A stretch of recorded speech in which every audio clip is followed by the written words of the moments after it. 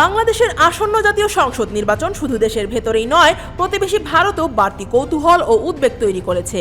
12ই ফেব্রুয়ারির এই নির্বাচনকে দিল্লি দেখছে অত্যন্ত সতর্ক দৃষ্টিতে, যা প্রতিবেশী কোনো দেশের নির্বাচনের ক্ষেত্রে বেশ বিরল। কিন্তু কেন এই উদ্বেগ ও কৌতূহল? ভারতের নজর ঠিক কোন কারণে এই নির্বাচনের দিকে? এর প্রধান কারণ হলো এই নির্বাচনের মাধ্যমে বাংলাদেশের রাজনীতিতে এমন কিছু পরিবর্তন ঘটতে যাচ্ছে যা গত প্রায় 1.5 দশকে দেখা যায়নি। দীর্ঘ সময় পর বাংলাদেশে আওয়ামী লীগ ব্যতীত অন্য কোনো দল ক্ষমতায় আসতে চলেছে। টানা প্রায় 16 বছর আওয়ামী লীগ সরকারের সঙ্গে কাজ করতে অভ্যস্ত হয়ে পড়া ভারতের জন্য এটি একেবারেই নতুন বাস্তবতা। এই পরিবর্তনের সঙ্গে মানিয়ে নিতে দিল্লিকে নতুন করে কূটনৈতিক প্রস্তুতি নিতে হচ্ছে, কারণ আওয়ামী লীগ পরবর্তী বাংলাদেশে রাজনৈতিক সমীকরণ কিভাবে দাঁড়াবে তা এখনও পুরোপুরি স্পষ্ট নয়।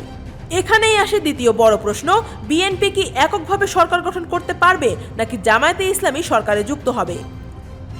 2001 থেকে 2006 সাল পর্যন্ত বিএনপি জামায়াত জোট সরকারের সময় ভারতের অভিজ্ঞতা খুব একটা সুখকর ছিল না। সে কারণে এই সম্ভাবনা দিল্লির জন্য বাড়তি সতর্কতার বিষয়। একই সঙ্গে জামায়াতে ইসলামী সরকারে থাকুক বা বিরোধী দলে, নতুন সংসদে দলটি যে প্রভাবশালী শক্তি হয়ে উঠবে তা প্রায় নিশ্চিত। দীর্ঘদিন ধরে জামায়াতকে ভারতের জন্য এক ধরনের অঘোষিত রেড লাইন হিসেবে দেখা হলেও বর্তমান বাস্তবতায় দিল্লি তাদের সঙ্গেও সীমিত যোগাযোগের পথে হাঁটছে বলে ইঙ্গিত মিলছে। রাজনৈতিক হিসাবের বাইরেও ভারতের সবচেয়ে বড় দুশ্চিন্তা উত্তর পূর্ব ভারতের নিরাপত্তা। শেখ হাসিনার দীর্ঘ শাসনামলে ভারতের জন্য বড় স্বস্তির জায়গা ছিল বাংলাদেশের মাটিতে উত্তর পূর্ব ভারতের সশস্ত্র গোষ্ঠীগুলো কোনো আশ্রয় পায়নি। নতুন সরকার এই নিরাপত্তা প্রশ্নে কী অবস্থান নেবে সেটির দিকেই ভারতের তীক্ষ্ণ নজর। বিশ্লেষকদের মতে এটি এমন একটি বিষয় যেখানে ভারত কোনো ধরনের আপোষ করতে রাজি নয়। তবে লক্ষণীয় বিষয় হলো আগের নির্বাচনের মতো এবার ভারতের প্রকাশ্য হস্তক্ষেপের অভিযোগ তেমন শোনা যাচ্ছে না। 2024 সালের গণ অভ্যুত্থানে ভারত বিরোধী স্লোগানের অভিজ্ঞতার পর দিল্লি এবার নিজেকে অনেকটাই সংযত রেখেছে বলে মনে করছেন পর্যবেক্ষকরা।